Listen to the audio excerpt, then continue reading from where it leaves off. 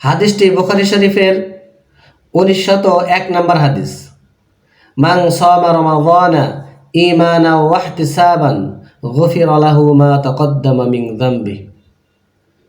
হাদিসের অর্থ হলো, যে ব্যক্তি রমজান মাসের রোজা ঈমান অবস্থায় সওয়াবের আশায় রাখবে, আল্লাহ তাআলা তার পিছনের সমস্ত গুনাহ মাফ করে দিবেন।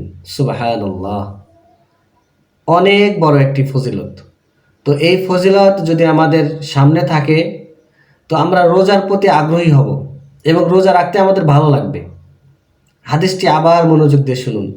হাদিসে বলা হচ্ছে, যে ব্যক্তি রমজান মাসের রোজা ঈমানের সাথে সওয়াবের আশায় রাখবে, আল্লাহ তাআলা তার পিছনের সমস্ত গুনাহ মাফ করে দিবেন। সুবহানাল্লাহ। রোজার ফজিলত সম্পর্কে বুখারী শরীফে আরেকটি হাদিস বর্ণিত হয়েছে। হাদিস নাম্বার 1894। সেখানে বলা হচ্ছে, আসসিয়ামু লি ওয়া আনা আজজি বিহি ওয়াল হাসানাতু বিআশরি আমসালিহা। অর্থাৎ আল্লাহ তাআলা বলেন, রোজা আমার জন্য, আর রোজার প্রতিদান আমি নিজেই প্রদান করব, বা রোজার প্রতিদান আমি নিজেই। অন্যান্য আমলের কি পরিমাণ সওয়াব হবে সে বিষয়গুলো হাদিসে বা কোরআনে স্পষ্ট উল্লেখ করা আছে, কিন্তু রোজার কি সওয়াব হবে, রোজার কি প্রতিদান হবে, এটি একমাত্র আল্লাহ তাআলাই জানেন। রোজার ফজিলত আল্লাহ তাআলা স্বয়ং প্রদান করবেন, আল্লাহ তাআলা নিজে প্রদান করবেন। তো আল্লাহ তাআলা যে আমাদের রোজার প্রতিদান নিজে প্রদান করবেন, সেই প্রতিদানটা কেমন হবে এটা আমরা কেউ কল্পনা করতে পারবো না।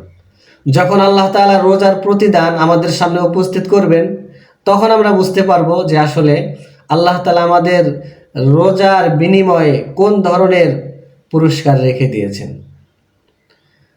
অন্যত্রে হাদিসে এসেছে, ইয়াতরুকু তুআমাহু ওয়া শারাবাহু ওয়া শাহওয়াতাহু লিআজলি আসসিয়ামু লি ওয়া আনা আজজি বিহি।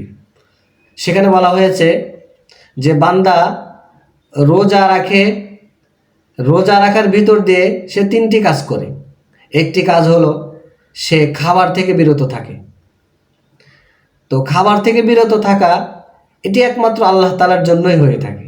কেননা বান্দা যদি ইচ্ছা করত, মানুষ যদি চাইতো যে রোজা রেখে সে গোপনে কিছু খাবে, তাহলে সে পারত। কেননা এমন অনেক জায়গা আছে যেখানে আপনি খাবার খেলে কেউ দেখতে পাবে না, কিন্তু সেখানেও আল্লাহ তাআলা দেখবেন। তো বান্দা যখন রোজা অবস্থায় খাবারকে ছেড়ে দেয়, অর্থাৎ খাবার খায় না, এটি সে একমাত্র আল্লাহ তাআলার জন্যই করে।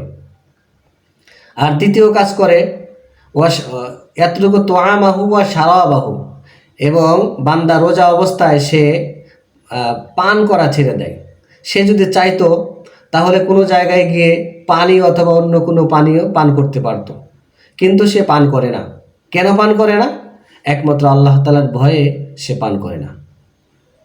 আরেকটি কাজ সে করে না, সেটি হলো যত প্রকারের যৌনাচার আছে, যত প্রকারের গুনাহ আছে, সেই গুনাহ থেকে বান্দা বিরত থাকে। এই গুনাহ থেকে বিরত থাকাটাও সে আল্লাহ তাআলার জন্যই থাকে।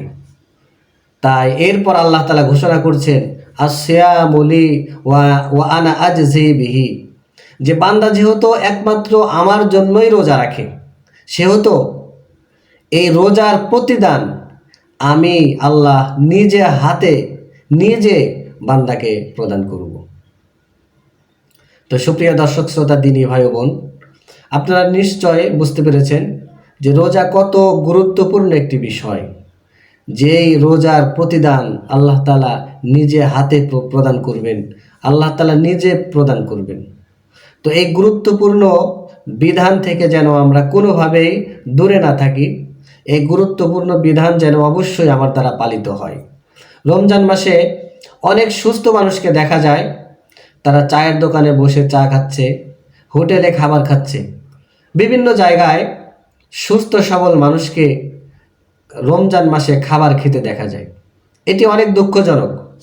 রমজান মাসের রোজা এটি রাখা ফরজ। কোরআনে আল্লাহ তাআলা বলেছেন, কুতিবা আলাইকুমুস সিয়াম কামা কুতিবা আলাল্লাযীনা মিন ক্বাবলিকুম লাআল্লাকুম তাত্তাকুন। যে রোজা তোমাদের উপর ফরজ করা হলো। তো রোজা বিধান এটি ফরজ, আর এই ফরজ বিধান যদি আপনি না মানেন, পালন না করেন, তাহলে আল্লাহ তাআলার সাথে কত বড় বেয়াদবি করছেন আপনি, আল্লাহ তাআলার সাথে কত বড় নাফরমানি করছেন আপনি, এটি একবারও কি চিন্তা করেছেন? তাই এই গুরুত্বপূর্ণ ফরজ বিধান রোজা, এটি কোনোভাবেই যেন আমরা ছেড়ে না দেই, বরং যারা সুস্থ সবল, যারা রোজা রাখতে সক্ষম, আমরা অবশ্যই রমজান মাসের রোজা পালন করব। আল্লাহ তাআলা আমাদের সবাইকে তৌফিক দান করেন, আমরা যেন এই ফরজ বিধানটি পালন করে আল্লাহ তাআলাকে খুশি করতে পারি। আসসালামু আলাইকুম ওয়া রাহমাতুল্লাহি ওয়া বারাকাতুহু।